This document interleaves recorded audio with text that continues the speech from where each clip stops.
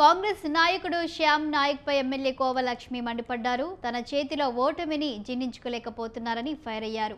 Protocol లేని కాంగ్రెస్ నాయకుడు నియోజకవర్గ ఇన్ఛార్జు అంటూ చెప్పుకుంటూ తనపై అనుచిత వ్యాఖ్యలు చేయడం దారుణమన్నారు.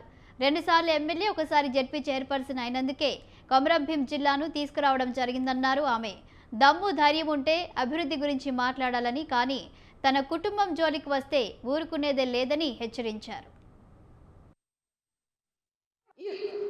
ఏర్పాటు చేసిన ఒక ఎమ్మెల్యే ఇక్కడ నేను కళ్ళకు నీళ్ళు వచ్చినాయండి. కనీసం మాకు సెక్యూరిటీ లేదు. ఎవరికి చెప్పుకోవాలి మేము?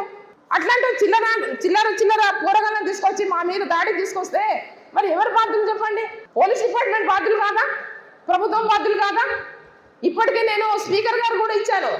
సార్, మాకు ప్రొవైడ్ చేస్తలేరు పోలీసు వాళ్ళు, మాకు ఎస్కార్ట్ ప్రొవైడ్ చేస్తలేరు, మాకు సెక్యూరిటీ ప్రొవైడ్ చేస్తలేరు, మాకు ప్రోటోకాల్ ఇస్తలేరు అని కూడా చెప్పినప్పుడు కూడా ఇప్పటికీ వాళ్ళకి ఆదేశాలు వస్తే కూడా ఇక్కడ వాళ్ళు ఉన్నటువంటి నాయకులు మాకు ఇప్పటి వరకు కూడా ప్రొవైడ్ చేయకుండా ఆపుతున్నారు. ఎందుకు? కోవలక్ష్మి అంటే వాళ్ళకంత ఈర్ష. ఎందుకంటే ఎంతకన్నా ఈర్ష మీకు?